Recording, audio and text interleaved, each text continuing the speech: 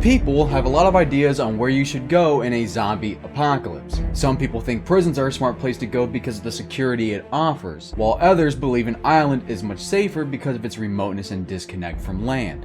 But what if I told you if a zombie apocalypse were to happen, or a realistic apocalyptic scenario like the solar grid shutting down, that your home might just be your best option? That's right, your home, the place that preppers will quickly tell you that you should leave in the case of an apocalyptic scenario and social unrest, surprisingly might just be your best chance at survival. So today, we're going to do things a little bit different. We're going to cover why your home is most likely your best bet, shut down the logic that some preppers have, like on Doomsday Preppers, and give some tips to counteract the cons that you might run into if your home isn't ideal for survival. So hit that like button if you're ready. My name is Tyler, and this is Zombie Survival Labs.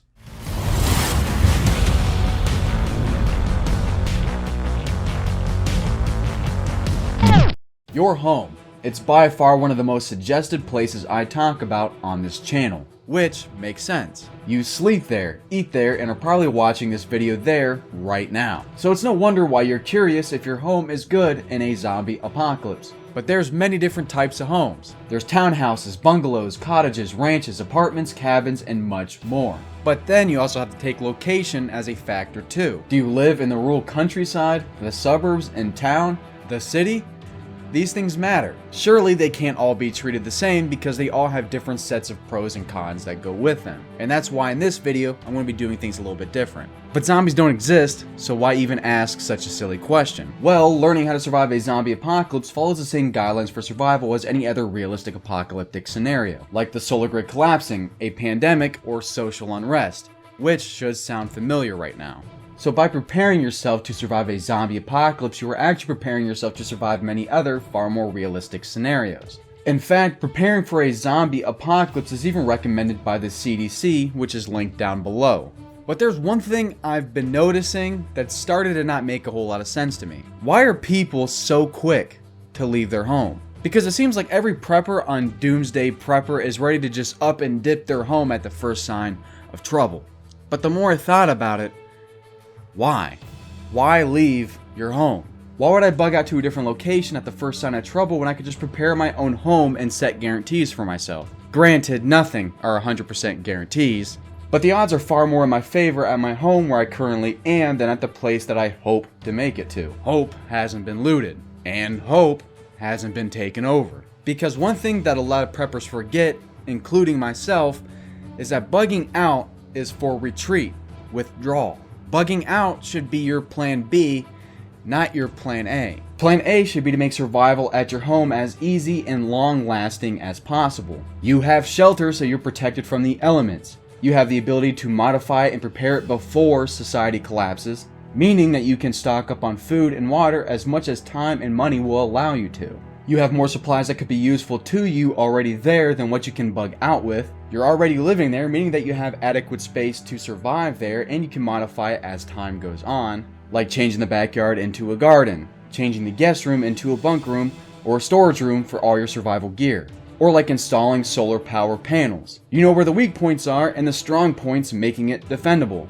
You can buy your arsenal now and guarantee that you have the ability to secure this place now before things go to hell. And whether your home is a 1 or a 7 out of 10 on this list, you can make it a 10 before any apocalyptic scenario starts, instead of hoping you can find or make it to a place that's a 10 out of 10. Whether this means moving now or making some changes to where you're currently living, where your house fits on this scale is completely up to you.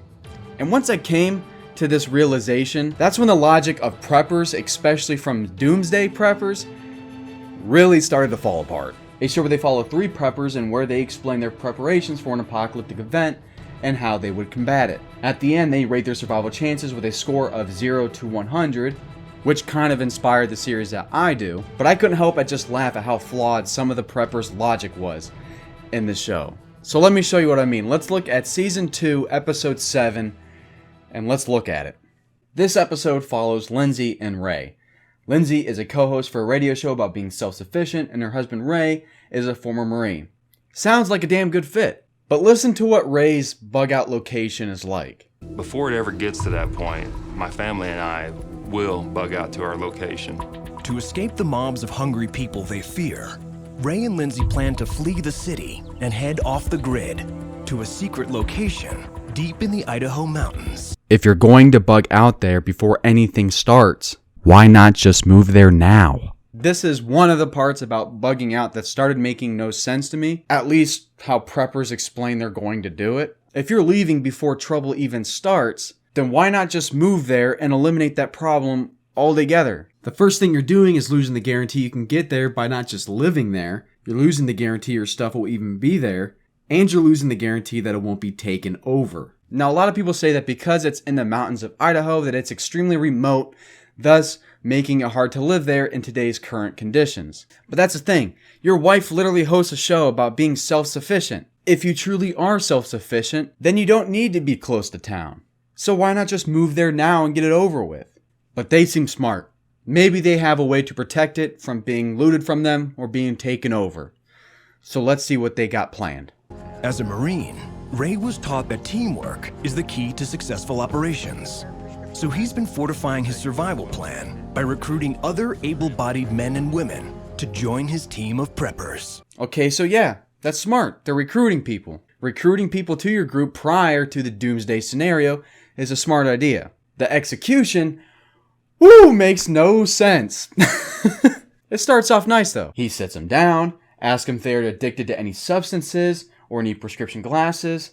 All of that makes sense. No problems with that whatsoever. But after that, it all falls apart because he wants to test them further, like to see if they can follow orders or how quickly they can load up the bug-out vehicle. Which, first mistake, it's not a bug-out vehicle until it's already loaded up. So essentially, right now what they have sitting in their driveway is just a vehicle. Even though it only takes them 10 minutes to load it up, why not just have it loaded up already? They don't plan on eating this food, they plan on bugging out with this food, so why not just put it in the vehicle and have it sit there until they need to go? It's like having a bug out bag with none of the stuff in the bug out bag. Then it's just a bag. Like, what? These things I can forgive. I mean, surely he's not going to take people to his super secret bug out location before deciding if they're even going to be in the group or not. With their full supply of preps loaded within 10 minutes, the team heads 1 hour away to Ray and Lindsay's bug out location deep in the Idaho mountains. Never mind. So his last test for them was to take them to his super secret bug out location to see if they could secure the area before letting them into the group? Alright, welcome. Welcome, guys. Good to have you. That makes no sense. Ray, that's not how you keep a location secret, buddy. What if he didn't accept them into the group? Like, what's he going to say then? Hey, I know you didn't make it into the group, but please don't tell anybody about this super secret base location and don't come here. That's dumb. That's dumb, Ray. And it's not just one episode like this. There's loads of more episodes that are like this. Like later on in the episode, there's literally a group that started prepping because they think a ghost in the house told them to. And now I know why people say preppers are crazy. Because they show these guys. And I get it. It makes good TV. But damn. That's just, woo! Now there's a lot of reasons why bugging out can be a smart idea. Like if you live in the city, it kind of makes sense. If you're in a heavy populated area, there's a whole lot of threats that can happen during a time of social unrest. I mean, look at right now. But at the same time, there's another way to get away from that. Move.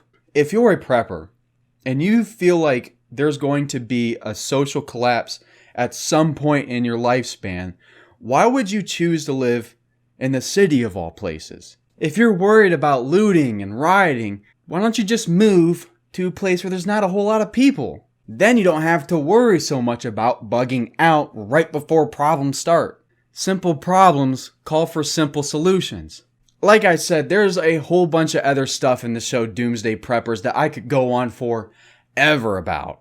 But let's recap. Is your home good for a zombie apocalypse? Yes, but only as good as you make it. I can't put a number on it because your home is your home. I don't know how much food and water you have stocked up. I don't know if you have security measures in place to defend it in case you have to. And because there's a whole lot of things I don't know, I can't rate this place.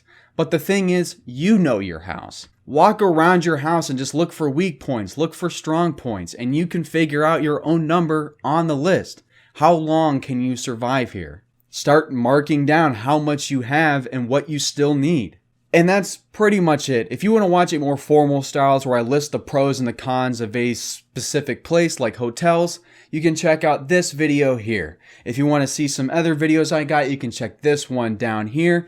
Remember to like and subscribe. My name is Tyler, and I will see you guys next time. Oh, and leave a comment down below if you want me to talk about more doomsday preppers. I'll probably call it Doomsday Preppers Are Some of the Worst Preppers, and Here's Why. So yeah. See ya.